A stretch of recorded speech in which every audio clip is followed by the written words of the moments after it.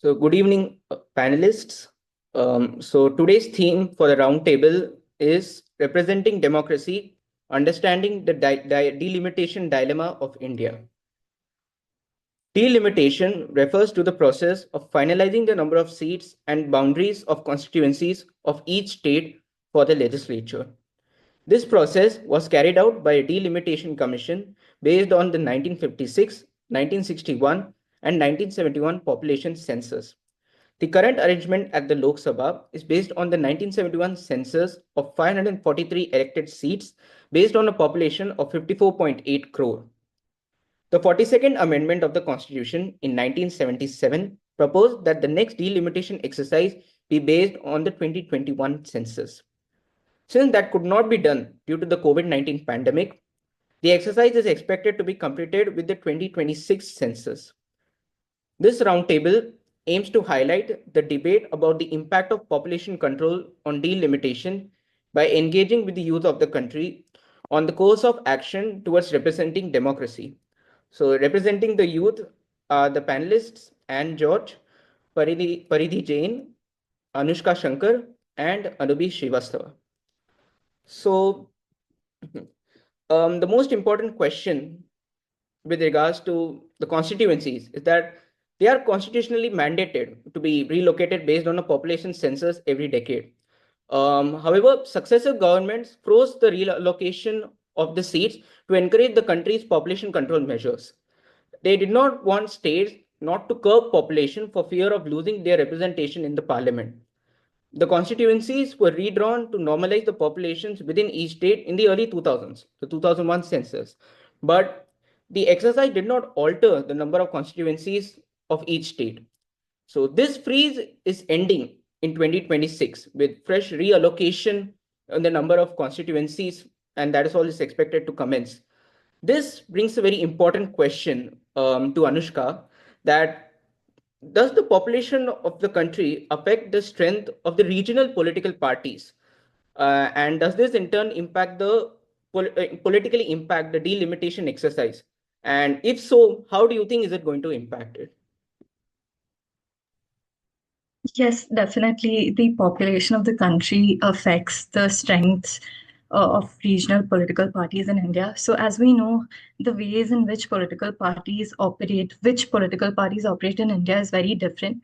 So, in northern India, we see that over the last few years, we see parties like the BJP or its allies in the NDA, or even if regional parties, you can look at BSP or SP, have become dominant over there.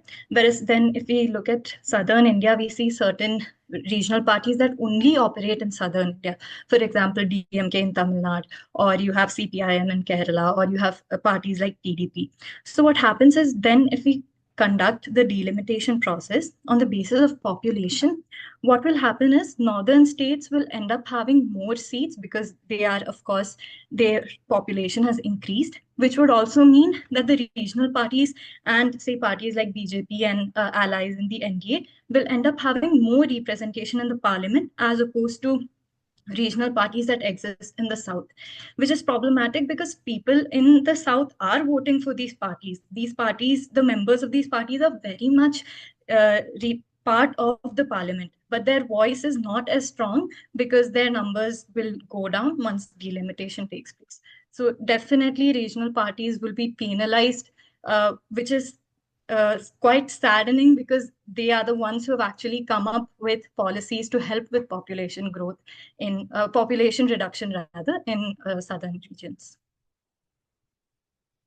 Right. So this is a very important aspect, how the north-south divide is manifesting in terms of representation in regional parties. Paridhi, would you like to add on to this interesting aspect? Yeah, right. So drawing on what Anushka just said, so since the census has been freezed to a particular point and it has been almost, I think, 2 decades or more, I feel like if in theory the parties that are supposed to get more representation by virtue of the population in their states that has been rapidly growing, especially if I say, for example, Uttar Pradesh. So therein, in theory, they should have more representation at the central level, but they don't, only because of the number of constituencies that have been accorded to them. And what it really manifests is that there are a lot of communities in within each state that need a lot of representation. Specifically, if I talk about maybe tribal communities or indigenous communities who also grow in population.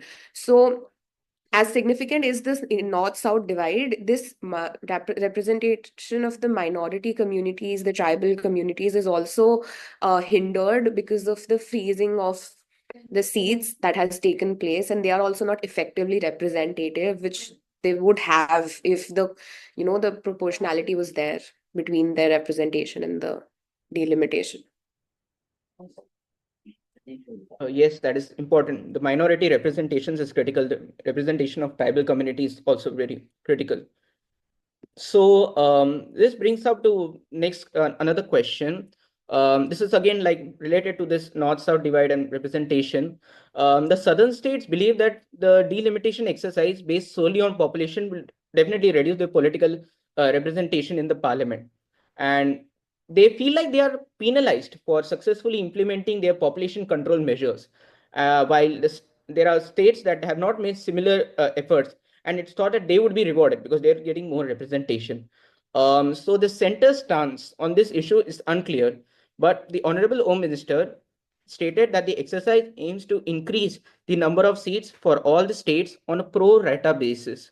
So certain critics have doubted such a possibility.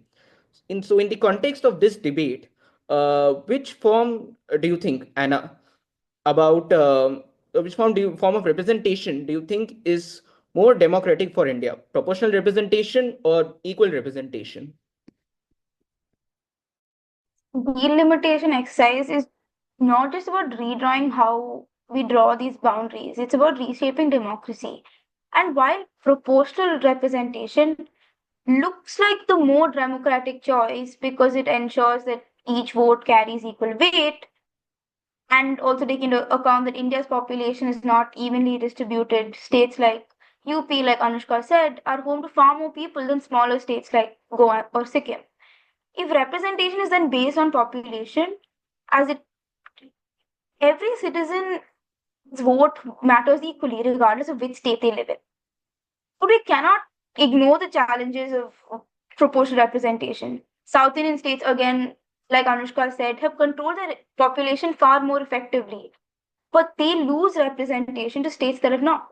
And so, what are we looking for in the states that have been penalized for the progress that they've made? Equal representation, too, would be fundamentally unfair in a people's democracy. The Lok Sabha is meant to represent the people and not the state. Given that a small state is given the same number of seats as a large one, would mean that a voter in Uttar Pradesh has far less influence than a voter in a less populated state. This distorted the idea of a people's democracy. So we should look at a balanced approach, a hybrid model that considers both population size and is fair. While larger states get their proportional representation, smaller states should have a minimum guaranteed representation to protect their voice. Considering development factors or economic contribution is also a way to create a more just system. So, democracy thrives then on fairness and not uniformity. Representation will reflect the people of India and not how we're geographically divided. Looking at it not as a black and white and not just proportional representation or equal representation, we can create a system that is both just and inclusive and ensure that no state and no voter is left behind. And you have actually provided a very creative solution about a balanced approach between equal representation and proportional representation. Yet the idea doesn't seem like really crystallized. I mean, how much of a balance are we looking for? How much is emphasized on population and how much is emphasized on a fixed number of seats? So could you perhaps like shed a light on that? Like, can you like be specific of how it can be implemented in the sense? It's a very ideal approach. I don't argue that. But but I do think it's really important to shed light on how not looking at it as a black and white approach between proportional or equal is really important, because the minute we pick one, there's a lot of challenges to each of them, right? So I think this really will come out in how the government will tend to implement it and how the delimitation commission will implement it. I think there is a way to look at it in the sense that smaller states should get their voice heard, but not at the cost of a voter in a larger state. Mm. Paridhi, do you have like any comments about this idea? Yeah, for sure. I think what needs to be done is this idea of delimitation should be taken out of its geographical or like a map-based perception, and should really be rooted not only in actual numbers but also the weight of representation. Like I said previously, even if there are people or a community that has been labeled as a minority per se, that does not detract them from their representation or the weight of their voices. So I think what Anne suggests really is a new perspective of how we've usually visualized delimitation as just merely being okay, these many people should get this much representation, rather than having a lot of people and then cumulatively deciding how much representation each should get. So yeah. Yeah, that is right about that. The Supreme Court has recently like given 3 months to the center to prepare a good delimitation plan for the Northeast states, because proper delimitation exercise has not been like introduced to the Northeast states, the redrawing of the constituencies. And now recently the Manipur crisis is said to have made things worse. So, like, what are your comments about this? Will this kind of approach benefit the northeastern states, considering how inadequately they have been represented in the parliament? It's open to Anushka. Yes, so I think what we see is even the Lok Sabha constituency that we have for the northeastern states are very less. They are maybe, I think, within number of 10, right? Either they have 2, 3 constituencies provided to them. And I think it is important to maybe look beyond just population as a factor of who gets representation, because the issue is that we have always seen how India as a nation has neglected the Northeast.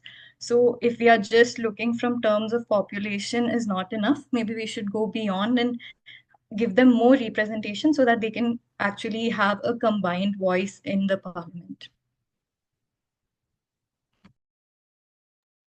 All right. That's a very interesting perspective. So again, delving deep into this idea, what type of foreign representation system do you think is, more suited for India? Like, if you consider balanced approach, how balanced should it be? Anubi, what are your thoughts on this? Okay, so before I start representing the countries that I've selected for this question in my mind, I would first like to say that it's important to acknowledge that India is a highly diverse. Though we have not conducted a census, yes, we are the most populated country in the world. So things are a little more delicate. Their solutions might sound idealistic, but it is not something new to us, because of course the Indian Constitution is a bag of borrowing, where we have been pragmatic and from the very beginning, especially with universal adult franchise from day one. So I bring 4 case studies with my answer. The first one is of Switzerland. Now, Switzerland follows a PR system, but what is really interesting is that Switzerland heavily relies on the referendums, that is direct democracy. And what they basically do is that if there's a bill passed, they try to take as many signatures, or they try to understand what the public opinion is. While it might be very difficult in India, this is something that can include people's voices in. This also brings another point into my head on how, while we're talking about regional politics, we might also want to bring to the fact that The Panchayati Raj system and like the local governments will also be affected via this delimitation. A lot of funds, a lot of things, a lot of power is gained through the state government for such local bodies. Then I would like to talk about Germany. Now, Germany follows a mixed member proportional representation system where half of the seats are allotted through first past the post system and the other half are distributed through PR representation, ensuring that the final composition of the parliament mirrors the actual vote share of parties. So it is important for India to take this as an example, as it ensures that directly elected representatives maintain a connection to their constituencies while also allowing smaller parties fair representation. This also prevents one party dominance and makes coalition governments more reflective of voter sentiment. As the world is moving right, and when identity politics are coming more into highlight, it is important that we take a note of this. Now, Australia is one of my personal favorites. They have this redistribution committee where they try to prevent imbalances, right? So, Australia uses independent redistribution commissions to periodically adjust electoral boundaries based on population shifts. This prevents outdated seat allocations. Right now, noting that we're still stuck or frozen at the 1971 levels, and what it said, I think this reflects why continuous reflection is important. While reflecting demographic changes is important, especially with our political interference. And last but not the least, I'd like to talk about the US. Now, one very key factor that one should keep in mind is that US is a coming together federation and we are a holding together federation. However, I'll still like to bring it to the 4 point. The Senate and the House of Representation, it's relevant to India that if India increases Lok Sabha seats purely based on population, northern states like UP and Bihar will dominate, and it will definitely marginalize smaller states. It is important that we strengthen the Rajya Sabha as well as a balance or as an equalizing body where each state has equal representation. This could actually prevent regional disparities. So, in short, what I want to say about all of this is that we should talk about the PR system for inclusivity, the mixed representation system for stability, the independent redistribution system for fairness, and the federal safeguards from the US for equity. It is important that we find an Indian solution because we are actually different. Thank you. Parinidhi, those are really very amazing case studies that you have put forth, and contextualized in the kind of what different features that the representation should have: equality, fairness, equity, and all. However, Anubi, one thing that I didn't understand was that the system that he had put forth, they seem to be extremely complex.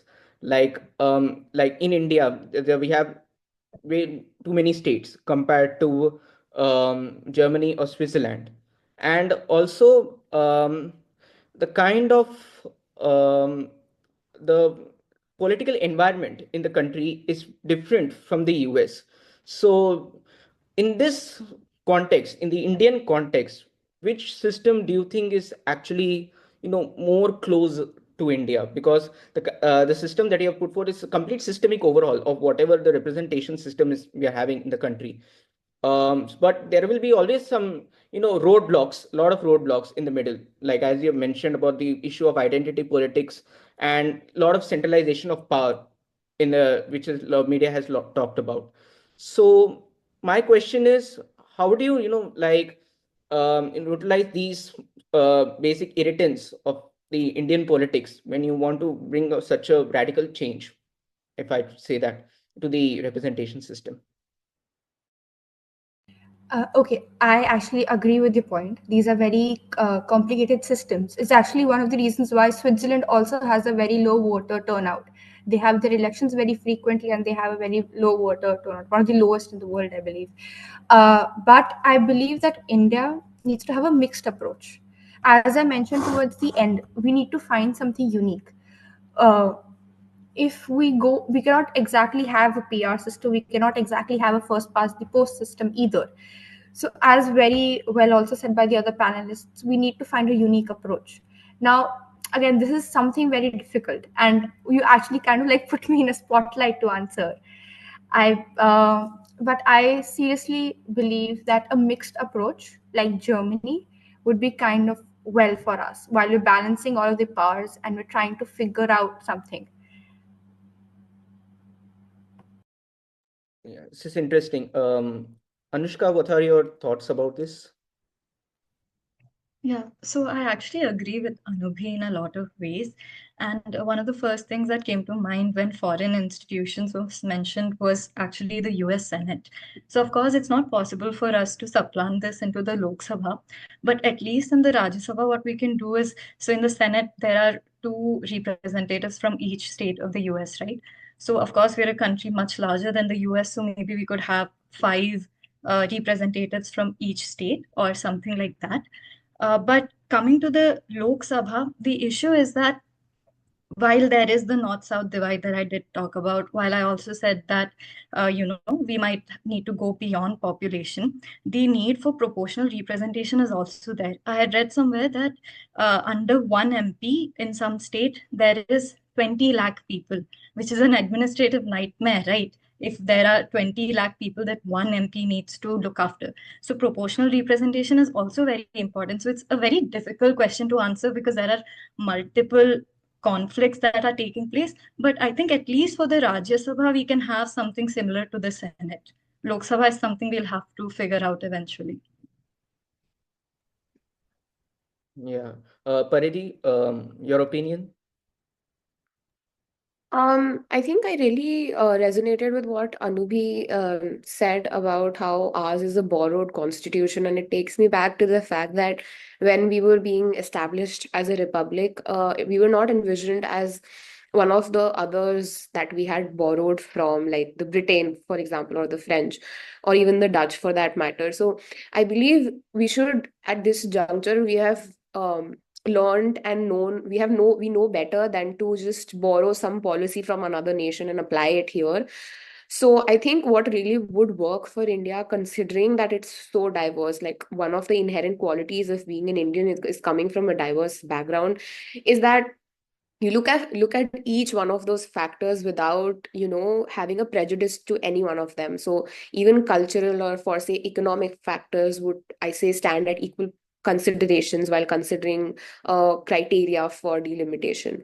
So I think that would also be one of the creative solutions that we could come up with. Yeah, you're absolutely right. Like we now is not a time to just simply borrow any templated solutions. Instead, we need to see if it's trying to adapt in the Indian context. So, talking about solutions, one of the solutions that many the media has proposed was allowing delimitation within each state. Like it's not not across the country, but just take one state at a time, and then you allow delimitation and like that. So, do you think this is in line with the federal and democratic principles of the country? This is for Anubhi and Paridi. Anubhi can go ahead.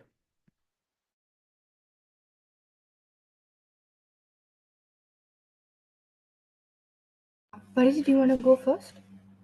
Yeah, sure, no problem. I feel while this does sound one of those solutions that could be path breaking, if you look a little deeper, if there is no material change across states, there is effectively no change at all. Because, like I think Anushka and Anubhavi both pointed out, it's not just merely shifting a line on the map from one place to another. It's also about the people that are being representative. So essentially, what will happen if you allow states to be delimitated within themselves but not across the country is that, for example, you allow Uttar Pradesh to alter their constituencies, but at the end of the day, they still have the same representation at the center. So it really doesn't do much apart from just wasting that administrative energy of going through the process of just changing the boundaries and not having any proportionate effect on the representation. And it also draws me back to my earlier points that while it is not just about population, it predominantly does remain about population and the numbers. So I believe that if you don't allow it across countries and just within states, the entire tenet of federalism would essentially fall, because yes, within the states there would be adequate representation, but in the longer term, the bicameral, I think, system would definitely fall apart. Okay. Anushka, what is your opinion about this?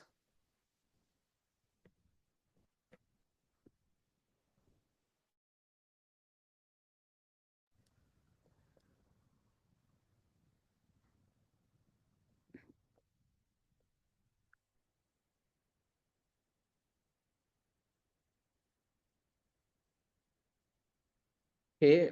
Um, so So you mentioned about it's not merely just shifting the boundaries also, but there should be like it should impact at a grassroots level. The representation has to impact on a grassroots level. So which actually begs the question, there are a lot of administrative issues even within that grassroots level. I mean, how are they going to implement this? Is it the state election commissioner that is going to take care of this, or is it the Panchayati Raj systems that is going to take care of this? So which one do you think is more efficient in this, Paridhi?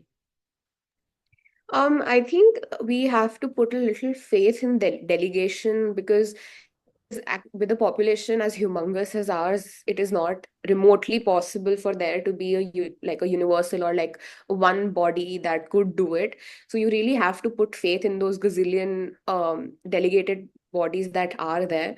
So in that sense, I feel that yeah, on the grassroots level, if we are starting on the grassroots level, I think we should start from the lowest of the low, that is the Panchayati Raj, and then from there we go to the municipalities, etc. So what this will ensure is that, like Anushka brought up that point, that at a time one person has to deal with 20 lakh people in their constituency.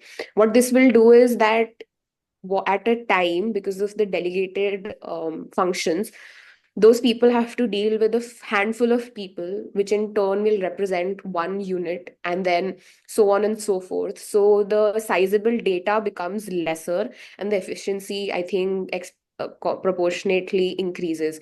So I think it really does, like, the work really does belong in the grassroots level, but we should not lose sight of the larger picture, that is ultimately what our constitution envisioned. So while we do want to implement all of this from the grassroots level and ensure that delimitation is not just on the map but also in numbers and in representation, we should also not let go of the sight of the larger picture that is rooted in us being a democracy. All right. Um, okay, we only have 10 minutes right now. We'll leave this meeting, and then after that, I'll put another link, and then you guys join in, and we'll take the round communication from there. Okay, just one question. Yeah, it's okay. Not an issue. They'll edit it out. Yeah, right. Okay. Sorry, Anushka, you're not audible.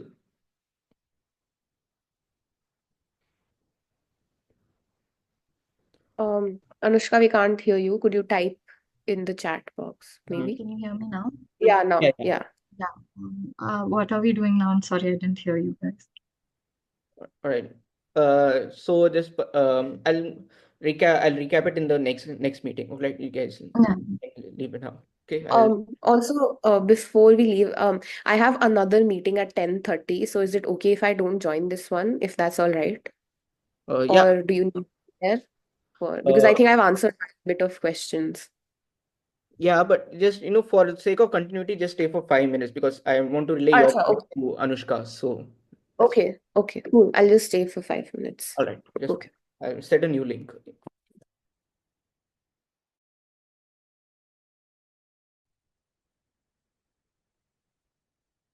Right. So those are really interesting viewpoints, Paridhi. You mentioned about that there should be a teamwork. That it's not just a one team job. It's like a lot of teams together need to work. Like the Panchayat Raj and state commission should work together. So Anushka, what is your opinion about this? About how do you manage this delimitation exercise in a large scale, where there are so many administrative heads coming together. So, what is your opinion about this? Yes, so I do agree with Paridhi that we need to look at state-wise delimitation as well. But the overall problem, which is with population and representation, that isn't going to be solved either ways, because no matter what delimitation is done in the state, the population of the state remains the same. So overall picture, it won't really bring about a difference, but yes, administratively, it will of course help for states to do delimitation themselves and then submit their reports to the center. Yeah, all right. So you're right that overall they should like be two forces need to work together, the center and the state. And while there should be like grassroots implementation of delimitation also, the center must not lose sight over the larger scale of the things. And the government needs to work a lot more in its implementation scale.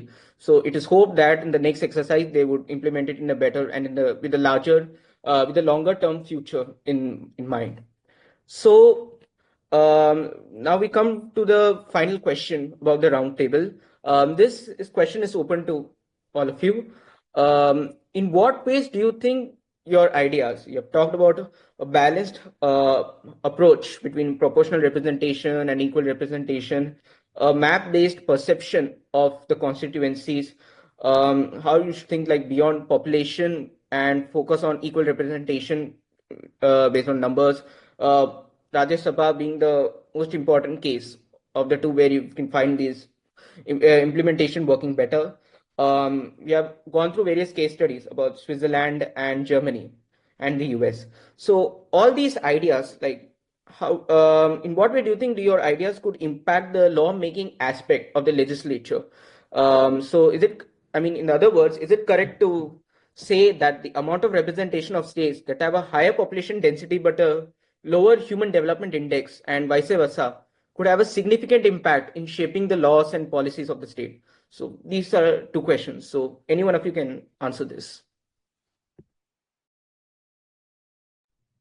Right. I think this is a very interesting question, because what happens is if you have regions that have high population and low human development, their policies completely change. Then their main focus is to come up with basic education and healthcare. Whereas if we look at regions or states that have already achieved lower populations and have a high human development index, that means they don't really need to provide their population with basic education and healthcare. They've already mastered that. So now they have the ability to move forward and look at other policies like maybe technology, infrastructure, or maybe state can also take a back seat and allow market and free trade to come about. So this then, when we are looking at the bigger picture, and you have a large chunk of regions that are focusing on healthcare and education, then the entire nation is actually asked to focus on these policies. So again, the regions which have already achieved their population goals and have already achieved HDI, they need to sit back and wait for the rest of the nation to catch up with their progress. So, of course, we are one nation and we need to look at it holistically.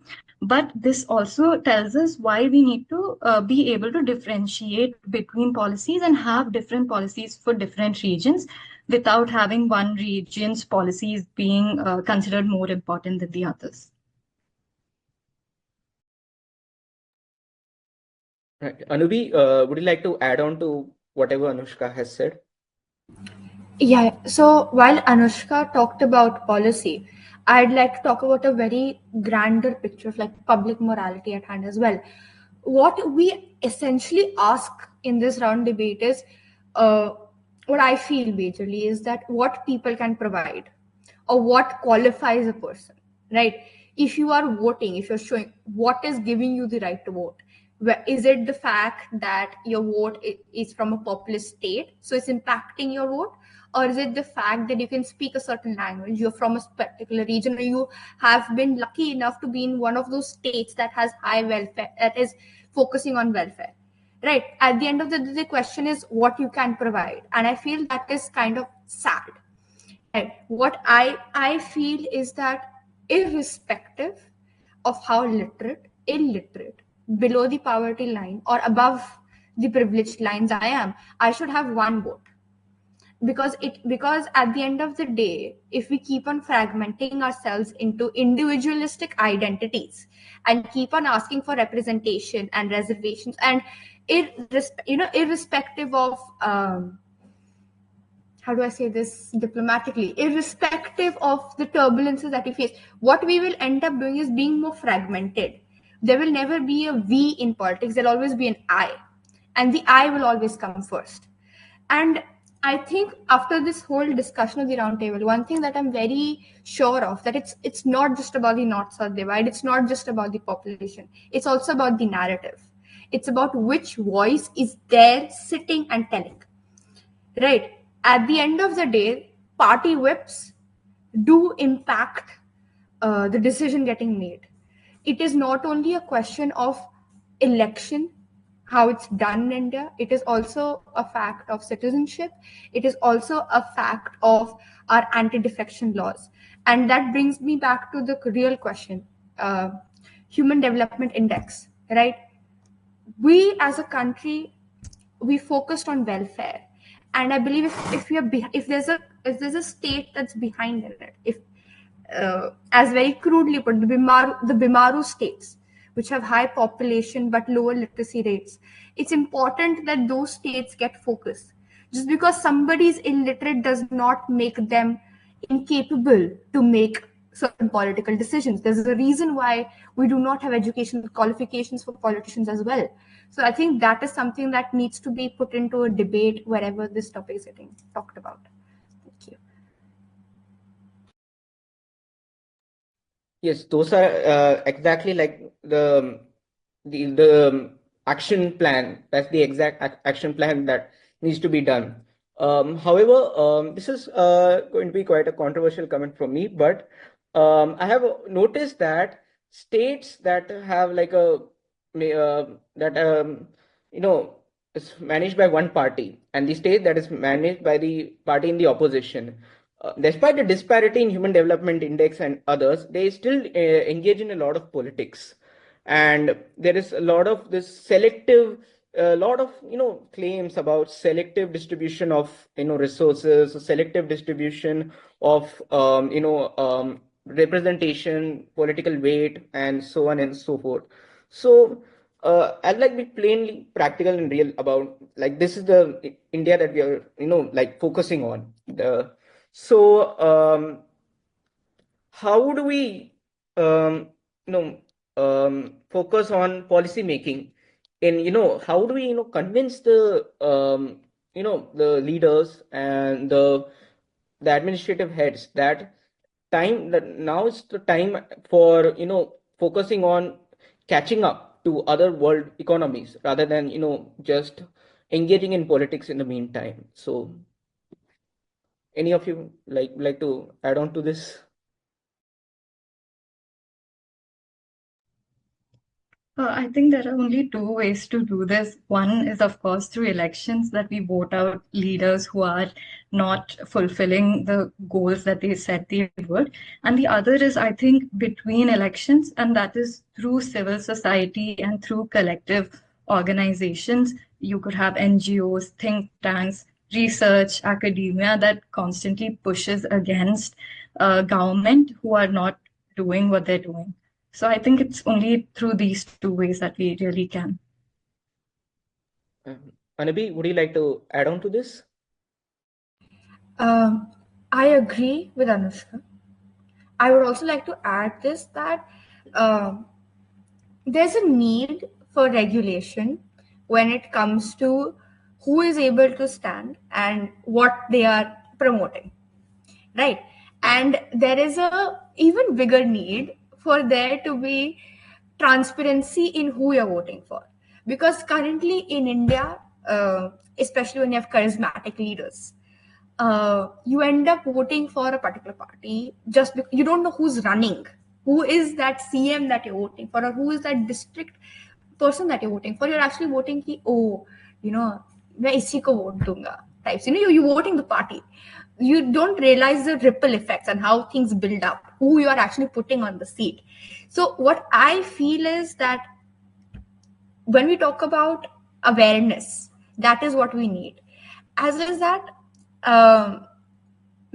people, I feel it is very difficult to put a V before an I, right? To think about community, to think about nation before what my personal need is. And you cannot blame an Indian for it.